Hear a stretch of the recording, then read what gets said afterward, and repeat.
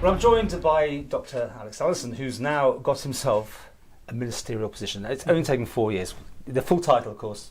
I'm very happy to say I'm now Minister for Education, Sport and Culture. Always gets me that one because it's quite a weird collection. It is. I mean, the key thing is education, which is fundamental to any country. That we educate our youth, and not just the youth, it's lifelong learning as well, but also the department is in charge of recreation and sport, so the NSC, all those aspects, and also culture as well. So it's a really wide remit which underpins a lot of the things that we take for granted but really treasure on our island. Can we just start though about what happens to all your other stuff? I mean, the MUA and everything you've been doing up to now. Is that parked and gone or what? To a degree, yeah. I mean, I've been really lucky to have quite a wide portfolio in terms of Department of Home Affairs, and obviously the late Bill Malarkey was the first minister I've worked under, and was really a mentor for me in terms of how government works and how ministers behave themselves or don't behave themselves. So he was a fantastic character and really learnt a lot from him. I'm very sad at his passing, and obviously that created a vacancy in Comyn, and the Chief Minister asked me to join as a minister, which I was thrilled to do. But it's meant that I've had to leave the Department of Home Affairs, leave the Cabinet Office, and when Tim Wald appoints a new chair of Manx Utilities, I'll need to leave that as well to concentrate on education. In a way, you're going to miss that because I mean, there's some big issues going on there. Yeah, and there's some unfinished business there. Yeah. There's two bills that are halfway through Tim Wald. There's a lot of policies that I took part at the start, and I really like to see the finish. But when you're offered possibly one of the best jobs in government in terms of the future of our nation, you'd be mad to say no. What are your qualifications for this job, though? Do you need any particular? Actually. Again, one of the things, if you look into yourself, we've got a lot of skills that we don't actually think about, and I was wondering about that. My family, a lot of my uncles and nephews are in the teaching profession. My sister ended up going into teaching. I've done some teaching in the past, both for medical students and abroad, teaching English as a foreign language in refugee camps. And both my children have gone through the Manx education system in Ramsey, the state school system, and have flourished and have really improved and developed so much. I mean, I'm incredibly thankful for that. I've been on the PTAs of the schools that they've been in. My wife's been a school governor up at Ramsey Grammar School, and I've still got close links there. So what do I know about education? I've been through it myself, my kids have been through it, and I've seen the strengths we have on the island, particularly in terms of the inclusive education service we have here. Okay, well, straight into the frying pan for this job. I mean, I've interviewed Mr. Green, and clearly it became an issue. He became an issue, and that's the way it's going. You got that chance, obviously, to wipe the state clean, presumably.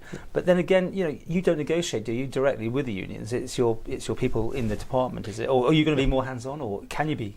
I think you as a politician, you need to set some boundaries in terms of what your role is. Minister Green, I think, was unfortunate in terms of the whole argument about education became very personal.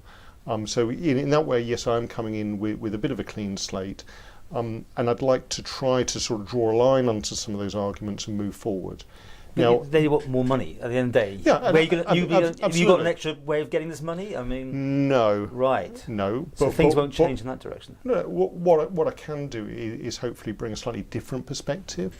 So, for instance, this morning I met with all the unions just to introduce myself, and then left them to carry on negotiations.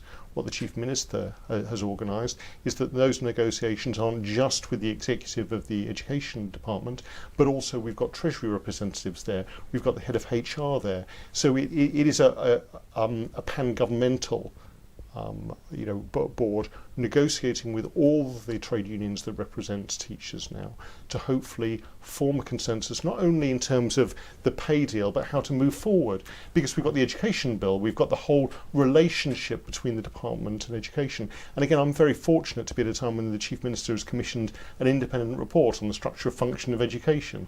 So we can use that hopefully to draw a line, hopefully build some bridges, hopefully improve morale where that has suffered, and then move forward. Because what we're looking at really, we've got strike action at the moment. The teachers don't want to go on strike. parents and pupils don't want to be involved in a strike. So we need to resolve this, but do it in the right way so we can move forward and develop the service further. Are you hopeful for a resolution? I am, yes. I do believe there is a strong element of goodwill on all sides, and I think that the main thing is to get all the trade unions, all that represent the teaching profession on the island, together so we can get that consensus and move forward. Okay, other controversial things, flumes, water flumes. Yes. You on that one?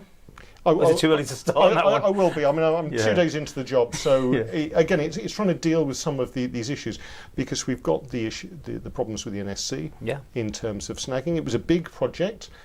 There have been issues with it. Things seem to have gone astray. So we need to get that back on track and open it to make sure people can use it. And we've also got some really important developments in terms of school building, both at QE2 and down at Castle Rushen, which need to start progressing and moving forward so that local people can see the benefit of government policies. Well, we're going to chat much more. I just wanted to get you in here just to an overview. Clearly, you were destined to be a minister. I mean, in the sense, you were in. Well, I won on my sweepstake if it was one, but most people were saying you.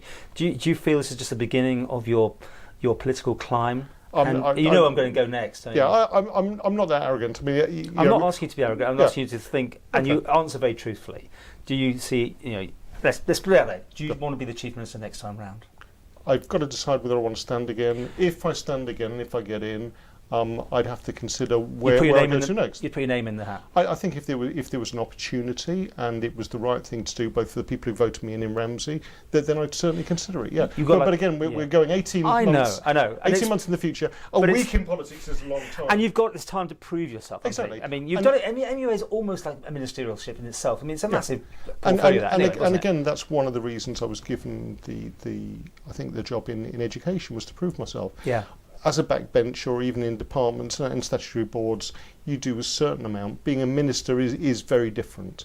And the responsibility, the personal responsibility, having to be accountable to an entire department and to at least four teaching unions, and the press and everything like that, you need to learn that and you need to prove yourself. So, ask me the question about Chief Minister after the next election, if I've survived that long, and I'll give you an honest answer about it.